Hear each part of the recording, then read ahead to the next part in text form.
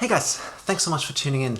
This video today will be a little bit different than the usual. I want to talk about something else than the usual guitar playing. I want to talk about listening. Since we all have a little bit more time than we maybe would like over the last and probably over the next couple of weeks, I want to talk about something I always forget to do but really should do way more often, and that's listening to music. It seems like such an obvious thing, especially for a musician, to do, but I find myself really neglecting it. Of course, I listen to music when I'm on the go on my headphones or when I cook in the kitchen, but it tends to be very often just a thing in the background.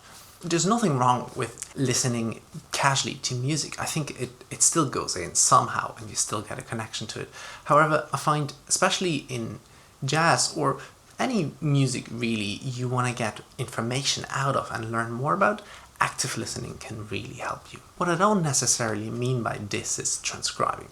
Of course, transcribing is huge. It's invaluable. You, as a jazz student, you need to do it. If you want to become better, you want to learn more, you need to transcribe from the best and need to learn the language, learn the vocabulary. However, today I don't really want to talk about this as such, but more about listening in a wider context. Because the problem with transcribing for myself is that I very much focus on the solo exclusively. If you transcribe a solo, there's so many things to focus on. There's like the notes, first of all, but then there's time, feel, sound, expression, swing, all of that. It takes a lot of my attention when I'm listening to it. And very often, I then don't focus that much on everything else. With this active listening, I try to focus my attention more on the recording, on the tunes, on the band. And since I'm a little bit on a deep dive on jazz guitar anyway, I picked two recordings. I picked Pat Martino's El Hombre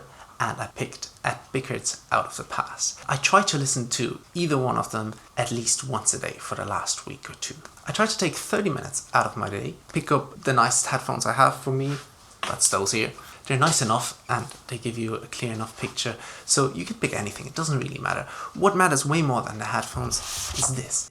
Not that you're always going to read back everything you scribble down while listening, but I found for myself it makes it way more likely that I remember things if I've written them down once, even if I don't necessarily go back.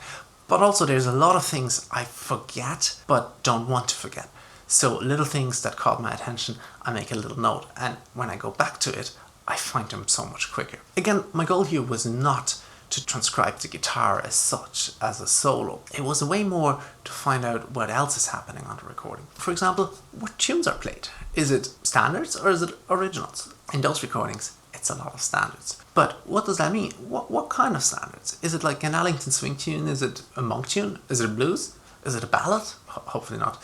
Then depending on the time and on the band, is it all 4/4 swing straight ahead, or do we have odd meter tunes? Do we have 3, 5 and 7?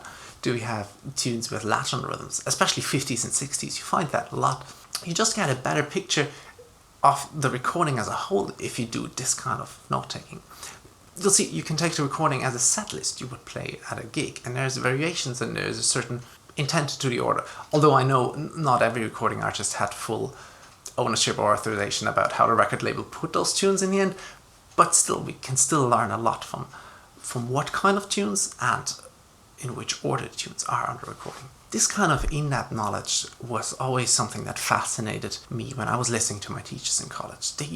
Those guys usually seemed to know, they didn't just know the name of the recording, they knew all those little details, and I got really fascinated by that, and it made me think this guy really knows something about jazz. I also tried to read up on both of those recordings.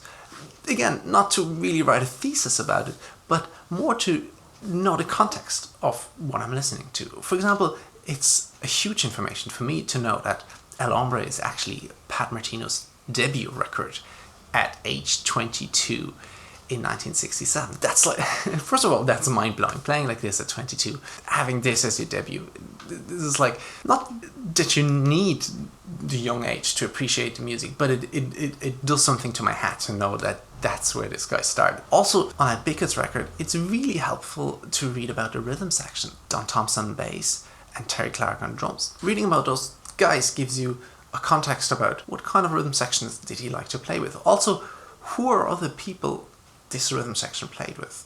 Again, those are like little nuggets of information. Because looking at the discography of Pat Martino, his follow-up records from there, or reading up about the career of Don Thompson, brings you to different recordings, different musicians, different tunes. And while I get you, you've probably seen maybe in your jazz college you have it as well, the tree of jazz where it all branches out.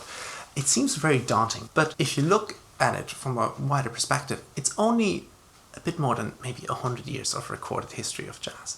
Well, granted, if you start from zero, that seems still like a lot, but compared to other music, it's actually not that much. So if you do that more and more and branch out from each recording, from each musician, who did they play with, what did they record, you'll see over a couple of years, those threads will kind of come together and give you a better picture of the history and the decades of jazz. Well, the things I mentioned so far are still very kind of music things. I also try to write down some more subjective things, like what do I like? Which tunes gravitate to me? What do I feel when I listen to a certain tune? I have like the first tune of Pat Martino's Alhambra really got to me because like there's the energy with like good headphones fully focused on the tune, the drums, the 3/4 groove, the energy he keeps throughout the whole tune was just amazing to me. I couldn't get enough of it. So I made a note, that's something I really like. That's something I might tell my drummer next time we play a tune like this, like listen to this, and I want this for like 7 minutes through. Conversely, on Out of the Past from at Bickert, the first tune there is called Con Alma, and it's very, very different. It's open, it has lovely chordal melody. It's not as energetic, but that constant note and those chords he plays. Also, I think the key is E major, which is a bit weird for jazz guitar. It made me immediately go back after the listening session, grabbing my guitar and trying to figure out those chords.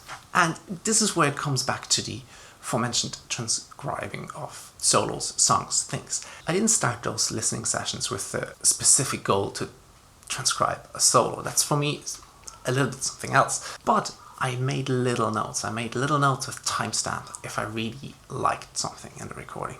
For example, it could be some chord of Con Alma, the second chord I really dig. It could be a repeated blues lick that Martino does in some of those tunes, which I first of all really didn't know he played like that. But like that's something I think that's really cool. I kind of want to know what's going on there. So I make a little note, blues lick, cool, and write the time down. And next time I'm in a practice session and I want to work on some blues vocabulary, I have something straight to go back to. And it's so much more quicker and efficient to have it right there and go back. And aside from even the nuggets of information you get there for your own guitar playing, I find for myself, taking the time consciously with a purpose to listen to those records made me appreciate them much more. It also gave me much more little nuggets of knowledge for each recording. And I feel I have more of a clue of what's going on, not only in their guitar playing as such, transcribing, but in their musicality and musicianship. What tunes did they pick for the recording? Going through those tunes and seeing how they pick and choose. There's a lot of tunes in 3/4 there for Pat Martino. It's a lot of very chordal stuff for Ed Bickert. It gives you so much more taking the time and really focusing on those recordings. Thanks so much for checking out this video, even if there was almost no guitar playing in it. I hope you still get something out of it for yourself and your own listening. You might disagree with all of that, and you might know all of that already, but still, thank you for making it this far. Also, a big thanks to all the people who subbed lately. It makes all the difference to me. I feel very honored for you checking out this channel, and it makes it so much more worthwhile. Thank you so much, and see you soon in the next one. Bye.